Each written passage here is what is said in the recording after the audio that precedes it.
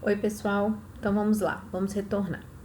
Então, uma vez o morto no mundo dos mortos, diante de Osíris, o grande Deus juiz do mundo dos mortos, ele proferirá a cada um dos 21 deuses juízes à sua direita e à sua esquerda uma confissão negativa.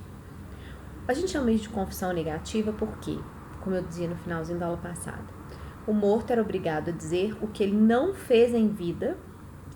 E aí, para cada Deus juiz, ele remetia uma confissão negativa, e através do que ele diz que ele não deveria ter feito e que, portanto, ele não fez, nós sabemos o que era a conduta desejável e o que era uma conduta proibida, seja ela, imoral, contrária à religião, contrária àquilo que também vai, do ponto de vista do mundo dos vivos, ser o ilícito. Então, o interessante é que, através da leitura da mitologia dos egípcios e do seu livro dos mortos, a gente está diante de uma ordem de normatividade de pelo menos 42 postulados que eram exigidos de você, tanto em vida quanto em morte. Por quê? Porque depois de proferir essas confissões, o morto, então, tinha a pesagem do seu coração realizada. Quem for ler um pouco mais sobre mumificação vai ver que o único órgão que era colocado novamente dentro do corpo da múmia e que ia com ela para o sarcófago e, portanto, para repousar para a eternidade, porque, cuidado, não é uma ideia de eternidade como a eternidade dos cristãos. É uma ideia de eternidade como uma vida continuada, tá, gente? E o morto aqui também, no mundo dos mortos, também não é alguém reencarnado, como, por exemplo, acreditam os hindus, ou não é alguém que ressuscita, como acreditam os cristãos. É uma ideia de possibilidade de continuar vivo, porém morto. Por isso explica, como eu disse no começo da aula passada, por que em grandes câmaras mortuárias de faraós ou de pessoas de alta estirpe social, nós temos inúmeros pertences, é quase que como se ali dentro você tivesse todo o patrimônio da pessoa para acompanhá-la durante essa continuidade da vida. Pois bem, e por que o coração ficava?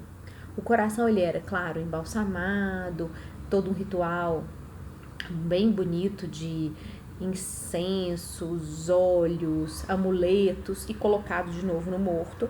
Por quê? Porque é nesse momento, após a confissão, que ele vai ser retirado e colocado para ser pesado, e quem faz essa intermediação é Anubis, o mesmo que conduz o morto ao mundo dos mortos e coloca diante de Osíris, o grande deus desse mundo, e de um lado o coração e do outro lado uma pena ou uma pluma, para alguns, que corresponde a uma pena ou uma pluma de avestruz, mas essa pena e essa pluma é retirada da cabeça de uma deusa, que é Isis Maat, ou simplesmente Maat, com 2 As, a grafia com T mudo no final, que é essa mulher sensacional, então uma ideia de justiça com a figura feminina, que vai equilibrar com o coração do morto. E vejamos que, do ponto de vista racional, um coração não se equilibraria jamais com uma pluma, com uma pena,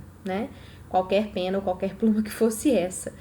E aí vocês vão ver a imagem que eu postei do julgamento do mundo dos mortos, é realmente algo extremamente leve e simbólico. E esse equilíbrio, então, que eu disse na outra aula, que é como uma perícia posterior à confissão negativa, ou melhor, às confissões negativas, essa peritagem aqui, essa pesagem do coração, significa que, se há o equilíbrio, é porque a pessoa disse que não fez o que realmente não fez, e nesse sentido ela cumpriu o que ela deveria ter cumprido, de acordo com uma base de certo e errado para os egípcios, no mundo dos vivos. Então, portanto, no mundo dos mortos ela vai sair bem crivada desse julgamento e poderá continuar a sua vida morta, viva. Se há o desequilíbrio, tem aí, vocês verão, um ser monstruoso, absolutamente híbrido, aguardando por devorar o coração. Eu sempre brinco, em sala de aula, que é como se fosse uma televisão de cachorro, sabe? Um cachorro em frente a um vidro de frango assado, pronto ali para abocanhar o coração do morto, que é Amit, que é um ser, com uma cabeça de crocodilo, bem típico, né, das águas do Nilo, com patas de anta ou de leão, as traseiras e as dianteiras, um ser completamente, né, amórfico e híbrido e misturado em uma série de circunstâncias monstruosas, mas ele vai devorar esse coração, e ao devorar o coração daquele que não o teve equilibrado, essa pessoa não vai merecer a vida continuada morta. E aí sim é a grande punição da civilização egípcia. Por quê? Porque a despeito da preservação do corpo, com esse devorar do coração, inexiste a possibilidade desse deleite da vida continuada, né? Ou vida eterna, né? Feita essa observação sobre a eternidade que eu já disse, tá? É uma eternidade concreta. Então percebam que interessante. E aí quem assistiu o documentário do Tutankhamon vai ver um arqueólogo lendo as inscrições sobre o que era permitido, o que era proibido na porta da tumba, já quase como uma maldição, né? Quem descumpriu algum desses preceitos não entra aqui porque vai perturbar a vida perfeita ou a vida sagrada dessa pessoa no mundo dos mortos. E olha que interessante.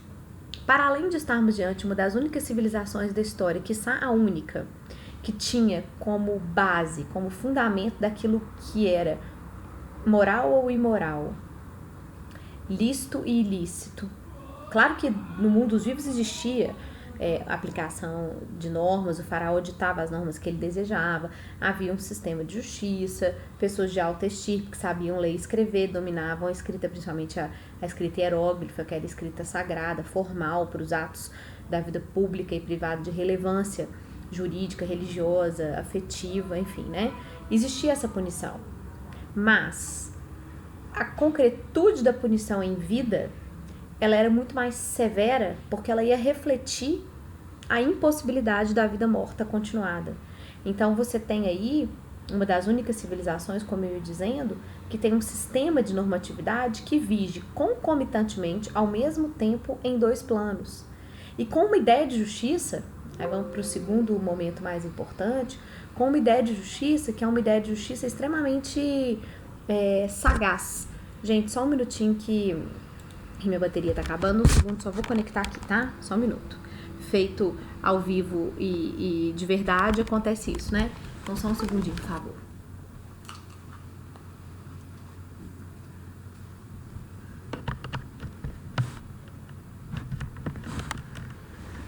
Uma ideia de justiça que é uma ideia muito bela, né? Porque a justiça, ela significa equilíbrio. A justiça, ela significa equanimicidade. E percebam que metáfora também belíssima, né? Do ponto de vista dessa iconografia, dessas imagens lindas da arte egípcia, de ser uma balança, o símbolo desse equilíbrio. Ser a balança, um dos símbolos do direito, né? Do direito nesse sentido mais amplo, tá, gente? Não é o direito produzido por um Estado, o direito em um ordenamento, mas em perspectiva histórica, a justiça enquanto aquilo que equilibra as coisas. Então, se o que você deveria ter feito, você realmente fez, e se há razão ou razões que justifiquem o que você não deveria ter feito, mas que podem ser ponderadas pela justiça, ela irá ponderar no momento final, no momento decisivo da sua jornada, mesmo já morto. E lembrando que para eles vida e morte eram a mesma coisa, só que em estados distintos, assim como as águas do Nilo, né? A vida em abundância, a vida em retração. A justiça significa esse equilíbrio, essa aversão ao caos. E tudo que é justo é equilibrado, tudo que é justo é equânime, tudo que é justo tenta, inclusive, ponderar o impossível, que é o peso do coração com a pluma de uma ave, né? E a Maat, a deusa da justiça, ou Isis Maat, é essa deusa que simboliza tudo isso em si mesma. Inclusive as imagens de Isis Maat na história da arte egípcia, ela está sempre em posições de muito equilíbrio, né? Com as asas abertas, assentada, girando o tronco. Podem procurar na internet, que interessante, né? É sempre uma deusa que está no seu eixo. Está, do ponto de vista da história da arte, isso é bem interessante, né? Está no seu ponto central, o que significa o seu ponto de equilíbrio. E se o direito é aquilo que é reto, o rectum, né, directum, aquilo que está ali como deveria estar, em equilíbrio, Isis Maat tem essa dimensão. E ser uma deusa feminina também é muito bonito, né? É ela que cede a pluma para a pesagem do coração. É isso, pessoal, que a gente tem que ver, né, do nosso programa. É um item do nosso plano de ensino sobre Egito Antigo. Muito mais do que falar sobre a estrutura e hierarquia do Estado egípcio, que isso tem mais a ver com a egiptologia e com a história propriamente. Espero que vocês gostem, tem muito material interessante, muito documentário, muito filme, muita coisa de excelente qualidade na internet, vários links eu já postei. E agora com essa aula, com essa explicação, dá para vocês responderem as 2 perguntinhas que eu fiz, correspondentes à aula do dia 25 e à aula de amanhã, do dia 27, no item Trabalhos Acadêmicos lá no Cinef. Um beijo a todos, uma boa semana. Para quem for da turma da manhã que tiver entrar com live amanhã comigo, nós temos uma live no Zoom às 8h30, tá? Amanhã, dia 27, tá? Já tá agendado, eu já mandei o link da reunião para vocês pelo Cinef. Um beijo, boa noite, eu tô gravando à noite, mas bom dia ou boa tarde e fiquem bem na quarentena. Hashtag, né, gente? Fique em casa. Até já!